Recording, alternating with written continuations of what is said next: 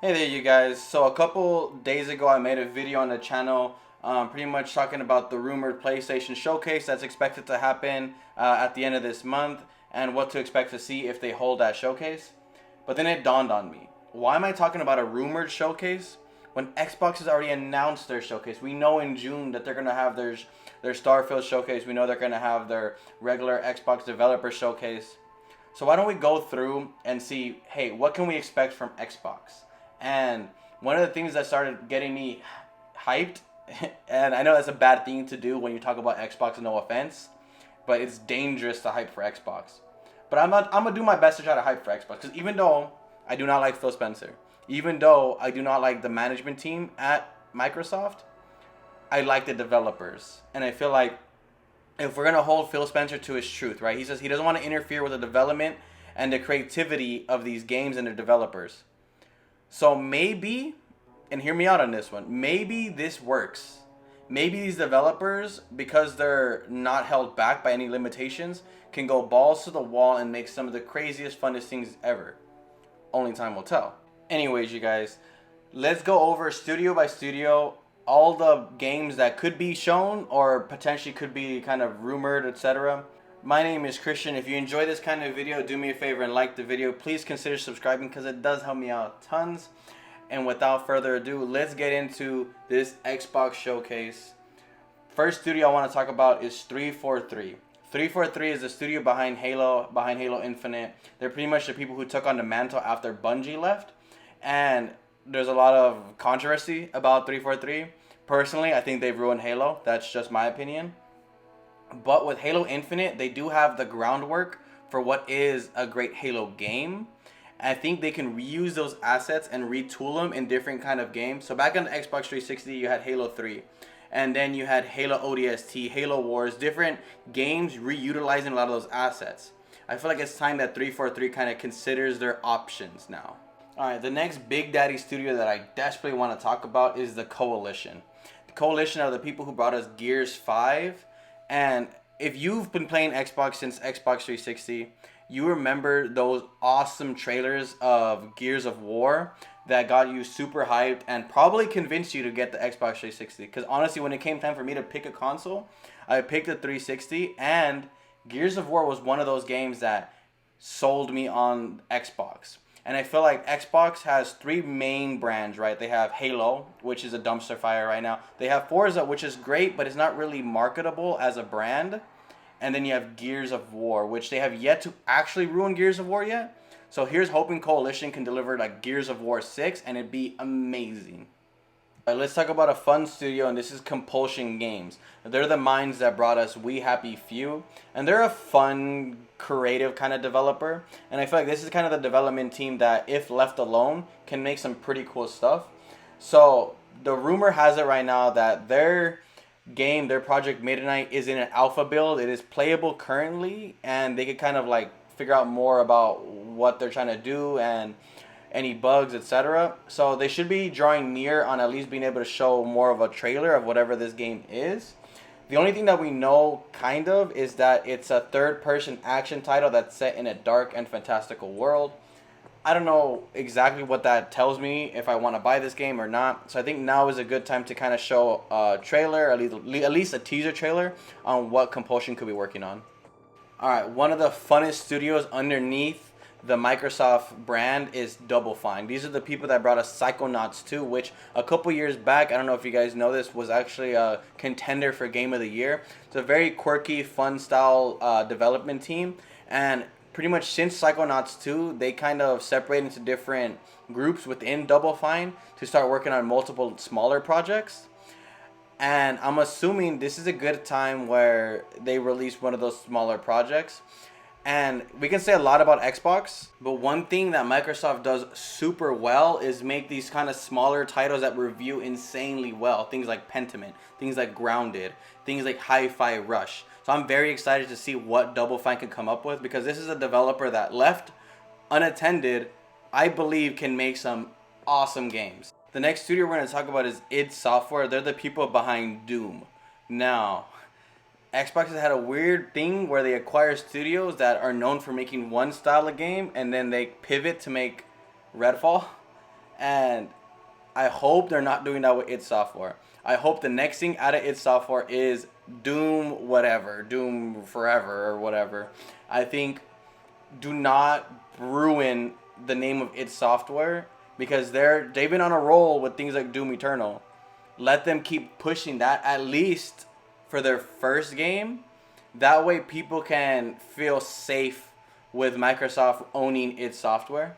Again, here's hoping they come up with some kind of Doom game, but knowing the way Xbox is running their teams, they're probably gonna make like Slime Rancher or something.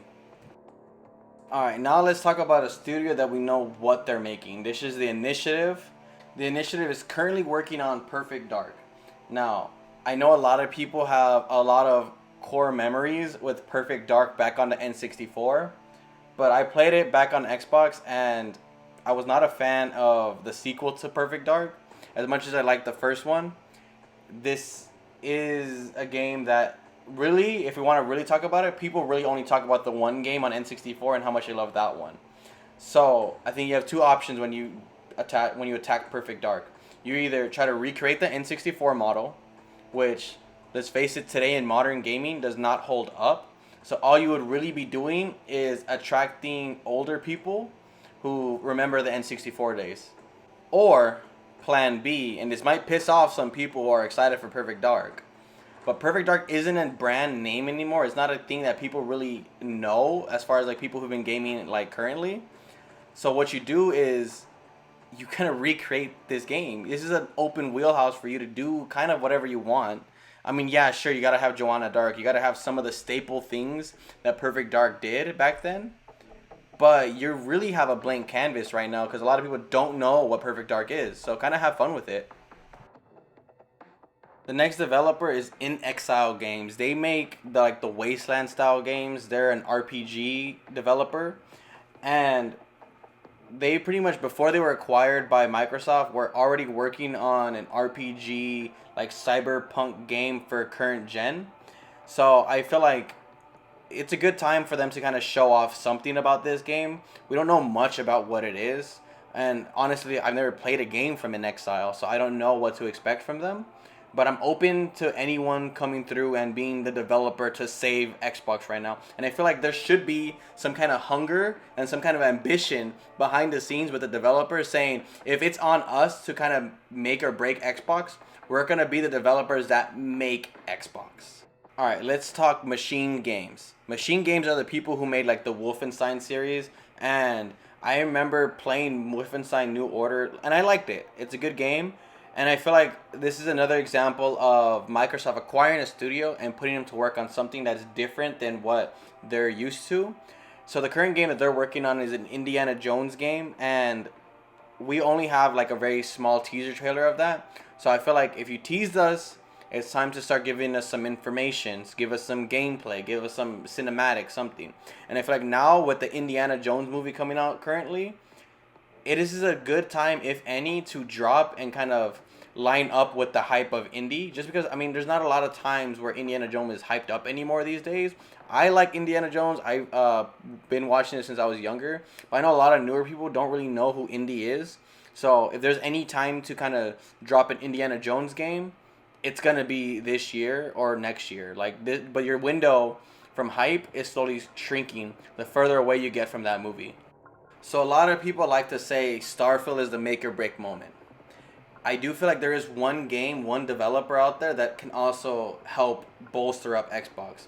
This is Ninja Theory's Hellblade 2. Hellblade was a good game for what it was, but they definitely lacked the funding to kind of push forward on all of their innovations and things that they wanted to kind of do. So hoping with the money that Microsoft gives them, now that they're funded and owned by Microsoft, and hopefully with the free reign to kind of do what they want, go crazy with it, man. This is the game. I'm not going to say it's going to challenge God of War, but it can kind of feed that single player narrative experience hunger that some people want out of Xbox. And this could be a developer that can be looked at as like the Santa Monica for Xbox. When you look at a lot of the games that Xbox has came out with this kind of current gen, last gen, two of like the most highly acclaimed games, Pentiment and Grounded, were developed by Team Obsidian. Obsidian is a game developer that makes some very phenomenal, very polished games, and they're currently working on Avowed. Avowed is a RPG kind of swords and shield style game, and Obsidian does these types of games really, really well. So I feel like things like Pentiment and things like Grounded, they made to buy themselves more time. So I don't expect to see anything from Avowed yet. I feel like they were making these kind of smaller games to buy themselves time, and that's fine. If you're cooking on something, let them cook. Because when Obsidian drops something, you know damn well it's going to be a great game. So I'm pretty hyped for whatever Avowed turns out to be. Alright, here's the weird one. Playground Games. They're a developer that typically make the Forza, like Horizon style games. And they're currently working on Fable for God knows whatever reason they're doing. But I love Fable. Fable 1 and Fable 2 were some of the best games ever. I remember my first demo disc I ever played was Fable back on the Xbox. And it took me years before I ever actually got a chance to play Fable. And when I did, I was just blown away. As someone who loved games like Final Fantasy and Dragon Quest, Fable does something so unique to the RPG genre that we need. We desperately need that again. So I'm hoping Fable is shown in this showcase, and I'm hoping this is the game that makes me buy an Xbox. So if you're an old head or you're familiar with like retro style games, you know Rare. Rare like pioneered some of the strongest and best N64 titles I've ever played. Things like Conquer, things like Banjo and Kazooie. They made like the Donkey Kong Country games back on Super Nintendo. They were a top tier game, and for a long time bolstered the name of Nintendo. But since they were bought out by Xbox, they haven't really done anything that us who like rare games, quote unquote rare games, like Banjo, like Conquer, they haven't been doing that. They made things like Banjo Nuts and Bolts, which I like Nuts and Bolts. I'm one of the few who actually really like the game. I just don't like it for a Banjo game. I liked Conker's Live and Reloaded, but it wasn't the same thing as having a sequel to Conker or another Conker style game.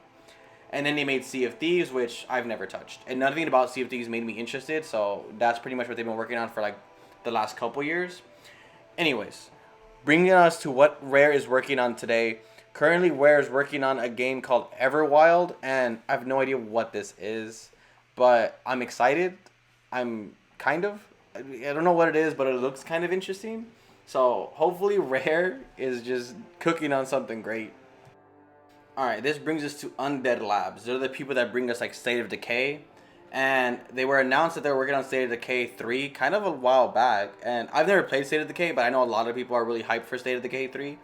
Or they were when it was announced. And now it's been so long that it's time we need some more information, Xbox. And this, like, give us something, man. Again, it looks good from what I see. But I don't know. There's not much to say about State of Decay 3 as a person who doesn't really know State of Decay, so yeah, hopefully they show us something that makes me want to buy State of Decay 3. Bringing us to one of our last developers, this is Tango. They brought us things like Evil Within and most recently Hi-Fi Rush. Hi-Fi Rush was a very weird game for a developer like Tango, and it's really cool to see them do stuff like that. But I do think people want Evil Within. I think they want the next Evil Within game. They want something that is Tango. Not that we don't want Hi-Fi Rush. And I think, again, I feel like this was a game to kind of buy themselves time on whatever it is they're working on. And that's great. So I don't think I don't expect to see anything from Tango, honestly. But it'd be really cool to see like a Evil Within hint or like a one last thing. Or like, hey, years from now we will have that. Because we know Xbox like to do things years from now announcements. So, hey, years from now, just confirm Tango is working on Evil Within or something in that vein.